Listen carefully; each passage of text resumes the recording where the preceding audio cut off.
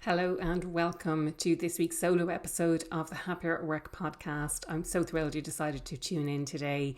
For those watching on video, you'll notice the background. I am back in the office in Tenerife now. I flew in late last night into Tenerife. So after a lovely couple of months back home, traveling, meeting people in person, client meetings, presentations, and also a lovely trip to London, I'm back in sunny Tenerife now, so really looking forward to getting a bit more settled in here. And the reason I was in London, I was up for an award for the podcast. Now, before you get too excited, I didn't win the award and I didn't even come runner-up, but it was such an amazing experience to be there. I used to live in London, so it was really nice to be back. And I so enjoyed being back as a total and utter tourist, and I geeked out on all the touristy things, so it was absolutely incredible. Now, a couple of things I wanted to update you on. I did post on LinkedIn a little while ago about doing a live recording of the podcast. And I think I was a little overambitious while I was home and trying to fit everything in. It was kind of, in the end, a choice between traveling to London and doing the live podcast recording. So I decided to postpone the live podcast recording until I'm home in September or October time, or probably both actually. And I will be doing a live recording in Dublin and in London. So consider this fair warning. I will know more about the dates and the location and all of that good stuff closer to the time, but I will keep you posted. But there will be a live recording in both Dublin and London. And I'm not sure if I mentioned on my podcast, I've mentioned on other people's podcasts when they've interviewed me, but I am in the process of writing a book. If you're on my mailing list, then you will have seen that I am writing the book, a little bit about what it's about and who it's for. So get on my mailing list and you can follow along that journey as I write my book. I'm so excited. This is something I've wanted to do since I was a kid. So I'm so excited to get that and start on that journey. But today's episode, sorry for the long intro, today's episode focuses on a listener question. And I had someone reach out to me, and we've seen all of this stuff with the back to office mandates and all of the news surrounding that, you know, and how ineffective it is and how it's demotivating for people, and it's really not working. And I think people, if they're mandated back to the office and they don't really see why, or they're just there all day to be on Zoom calls anyway, then it's really demotivating and they end up leaving. So I had someone reach out to me saying, we don't want to mandate people back to the office, but we would like to encourage a bit more teamwork, a bit more camaraderie, and get people in the office because we know that this stuff works. So the question was really, how do we get people back in the office more often without actually putting out a mandate? And I thought, isn't that so interesting? Because if I worked in an office, I would probably want to be there a lot if there were other people there as well, and interacting and working on projects together, the kinds of projects that can only really get done when you're in person, when you're bouncing ideas around, rather than working separately or working over Zoom.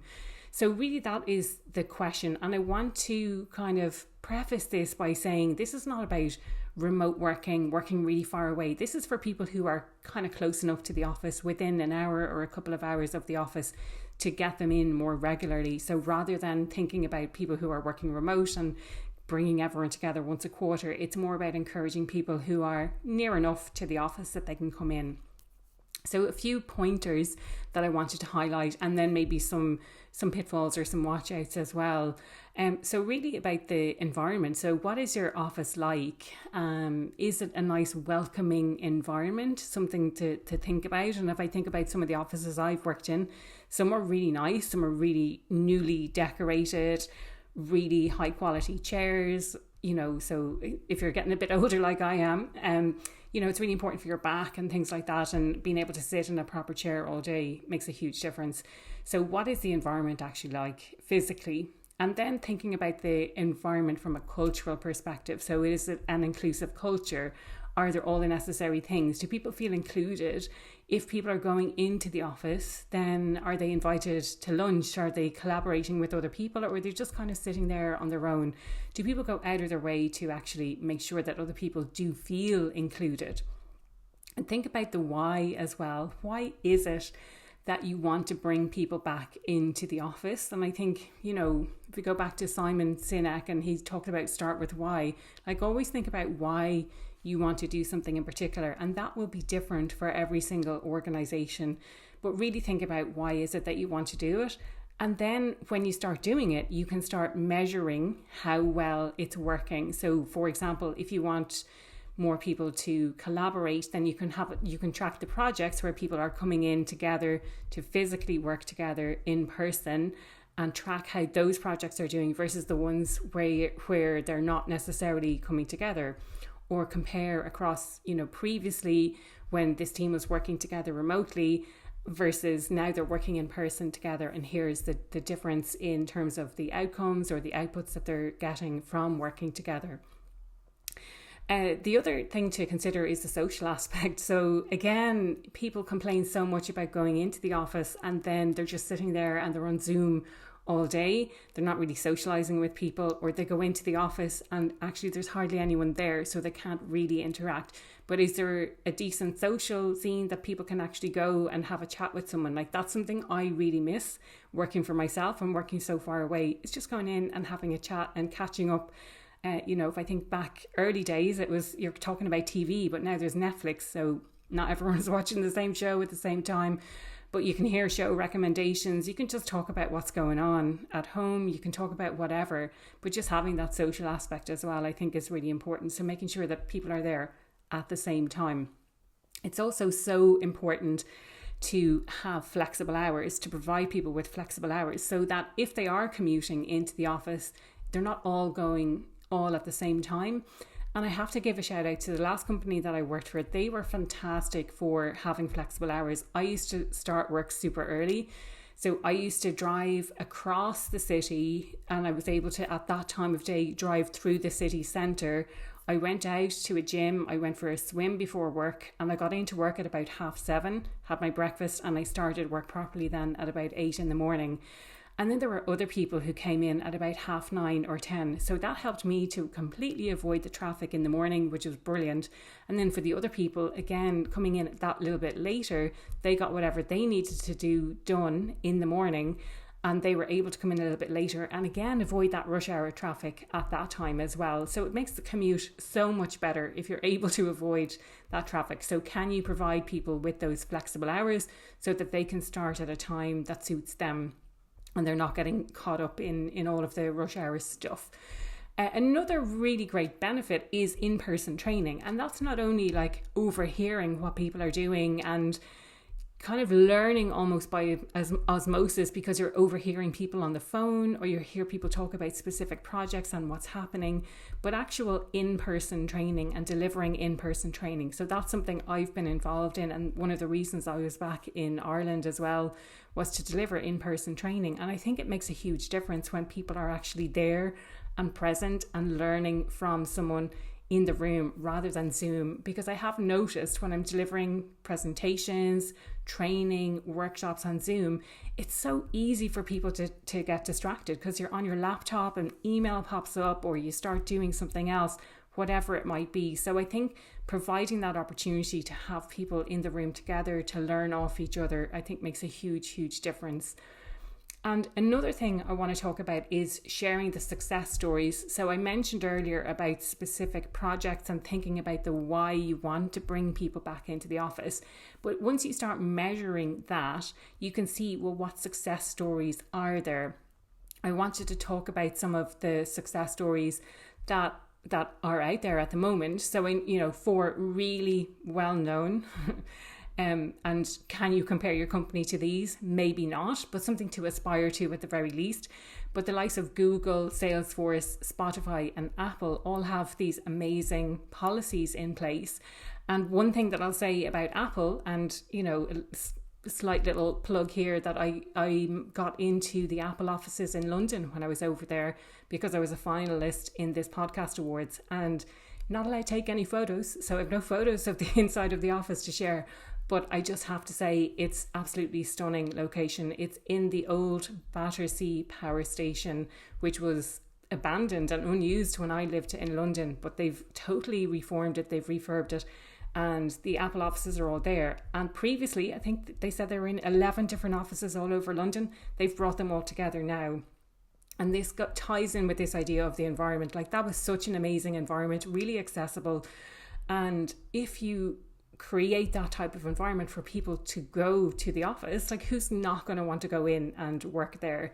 But it was amazing to be, to have a glimpse behind the scenes. And they are real people, the people who deal with the podcasts in Apple, because sometimes it feels like we're talking to a machine, but it was absolutely incredible opportunity.